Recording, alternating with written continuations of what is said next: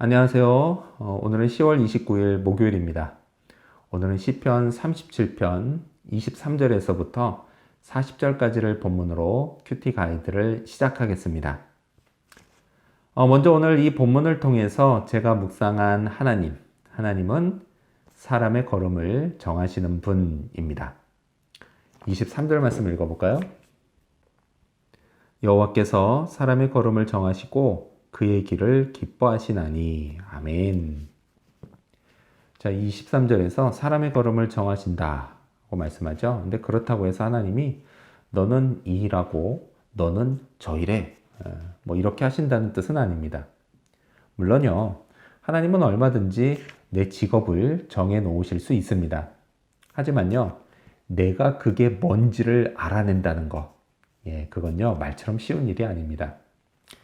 그래서 기도할 때는 하나님, 이 일이 하나님이 내게 정하신 직업인가요? 라고 기도하기보다는 차라리 하나님, 제가 이 일을 통해서 하나님께 영광을 올려드릴 수 있게 해주세요. 라고 기도하는 편이 훨씬 낫습니다.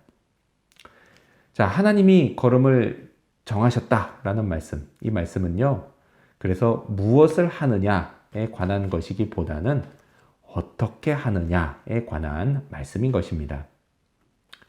하나님은요, 제가 하나님이 기뻐하시는 방식으로 일할 때 기뻐하십니다. 왜요? 그건 하나님이 정해 놓으신 길이기 때문입니다. 물론요, 그 길을 걷는다고 해서 어려움이 없는 것은 아닙니다. 실수할 때도 있고요, 실패할 때도 있습니다. 그래서 고통스러운 시간을 보내기도 합니다. 24절 말씀 읽어볼까요?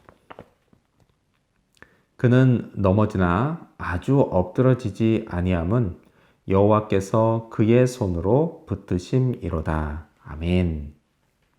고통스러운 시간 보냅니다. 넘어지기도 합니다. 실패하기도 합니다. 하지만 완전히 망하지는 않습니다.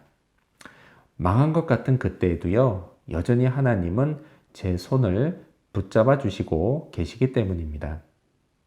자, 사람이 보기에는 망한 것 같아요. 하지만 그래도요, 하나님께 붙들려 있으면 그것은 결코 망한 것이 아닙니다. 그것은요, 새로운 출발을 위한 기반이 됩니다. 그리고 거기서부터 시작해서 다시 더 나은 내일을 향한 발걸음을 내딛게 됩니다. 왜요? 하나님이 여전히 붙들어 주시기 때문이죠. 자, 그렇다면 오늘 이 본문을 통해서 제가 발견한 인간의 모습, 어떤 게 있을까요? 오늘은 미래가 평안한 사람을 볼 수 있습니다. 37절 말씀 읽어볼까요? 온전한 사람을 살피고 정직한 자를 볼지어다. 모든 화평한 자의 미래는 평안이로다. 아멘. 다윗은요, 온전한 사람과 정직한 자를 주목하라고 합니다. 온전한 사람, 그 사람은 하나님의 뜻을 따라 사는 사람입니다. 그리고 정직한 자는요, 사람은 물론이고 하나님 앞에서도 정직한 사람입니다. 자, 그런데 이런 사람이 세상에 있을까요? 물론요, 완벽히 온전하고 완벽히 정직한 사람은 없습니다. 그게 인간입니다. 하지만요, 이렇게 살려고 애쓰는 사람은 얼마든지 있습니다. 자, 인간의 연약함을 동정하시는 하나님은요, 이런 사람의 중심을 보십니다. 그리고요, 그를 갸륵하게 여기셔서 은혜와 자비를 베푸십니다. 자, 한편 다윗은요, 이렇게 온전한 자, 정직한 자, 이런 사람을 화평한 자라고 하면서 그의 미래는 평안할 것이다 라고 말을 합니다. 사람과의 관계에서요, 남들과 화평하게 지내는 사람, 그런 사람의 미래는 분명 평안합니다. 싸울 일이 그만큼 줄어들기 때문이죠. 하지만요, 그렇다고 해서 그것이 그의 완전한 평안을 보장해 주지는 못합니다. 왜요? 어찌됐든 사람들이 모여 사는 곳에서는요, 아무리 신경을 써도 어떤 식으로든 평안이 깨질 일이 생기기 때문입니다. 그게 인간입니다. 저도 그렇습니다. 아무리 사람들과 화평하게 지내려고 해도요, 갈등이 전혀 없을 수는 없습니다. 심지어요, 사랑하는 사람과의 관계에서도 마찬가지입니다. 정말 사랑하지만요, 부모는 자식의 미래를 위해서 공부하라고 야단치지 않을 수 없습니다. 그래서 생기는 갈등? 이건요, 정말 너무 사랑해서 생기는 갈등입니다. 이런 건요, 피할 수 없습니다. 그리고 피해서도 안 됩니다. 그래서 하나님은 완전한 평안을 주시기 위해서 저에게 뭐라고 말씀하시느냐? 하나님과 화평하라고 말씀합니다. 그것이요, 제 영혼의 현재와 미래의 완전한 평안을 위한 유일한 길이기 때문입니다. 자, 그렇다면 끝으로 오늘 이 본문을 통해서 나에게 주시는 교훈이 뭘까요? 그건 영원히 보호받자입니다. 27절 말씀을 읽겠습니다. 악에서 떠나 선을 행하라. 그리하면 영원히 살리니. 아멘.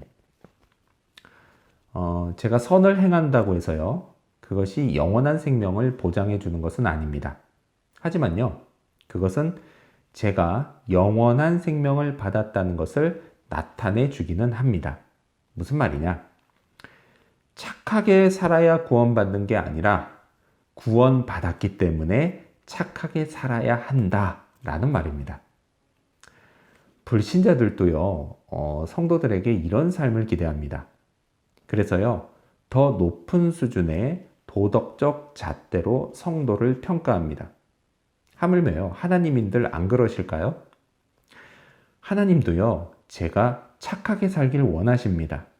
그것이 정의를 사랑하시는 하나님의 뜻입니다. 28절 말씀을 읽겠습니다.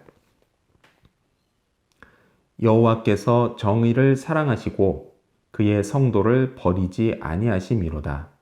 그들은 영원히 보호를 받으나 악인의 자손은 끊어지리로다. 아멘. 하나님은요, 당신의 성도, 곧 신실한 백성을 버리지 않으십니다. 영원까지 책임져 주시고 영원히 보호해 주십니다. 그래서 저는 안심이 됩니다. 제가 세상에 존재하고 또 생존하는 것에 있어서요, 이 하나님의 보호하심을 빼버린다면 저는 한순간도 살 수가 없습니다. 숨 쉬는 동안 고민을 아예 안 하고 살 수는 없죠. 그렇지만요, 그 고민을 끊임없이 하지 않아도 된다는 것, 그게 얼마나 감사한지 모릅니다. 감당할 만큼만 하나님이 허락하시고 나머지는 하나님이 맡아주시니 너무도 감사합니다. 그래서요, 오늘도 저는 제 걸음을 정하시고 인도하시는 하나님을 잘 따라가면서 그분의 보호하심 안에서 안심하는 그런 하루가 되기를 소망합니다. 기도하겠습니다. 사람의 걸음을 정하시는 하나님 감사합니다. 그래서 저도 하나님의 뜻을 따라 살 수 있도록 도와주시옵소서. 무엇을 하느냐 보다도 어떻게 하느냐를 늘 관심을 갖고 집중하게 하시고 하나님이 기뻐하시는 하나님께 영광 올려드리는 삶 살 수 있도록 도와주시옵소서. 하나님과 화평한 자가 되기를 원합니다. 그래서 저의 미래가 영원히 평안하기를 원합니다. 그래서 이 세상이 주지 못하는 진정한 평안을 하나님과의 화평한 관계를 통해서 얻게 하시고 그 안에서 하나님의 보호하심을 또한 누리게 하여 주시옵소서. 당신의 성도를 영원히 보호하시고 지켜주신다 약속하신 그 하나님 약속 따라서 하나님의 날개 그늘 아래 피하고 그 하나님의 보호하심 따라 오늘도 안심하며 살아갈 수 있게 해 주시옵소서. 하나님이 나의 모든 고민 맡아주시니 너무도 감사합니다. 오늘도 그 하나님 생각하며 살아가게 해 주시옵소서. 감사드리며 예수님의 이름으로 기도합니다. 아멘.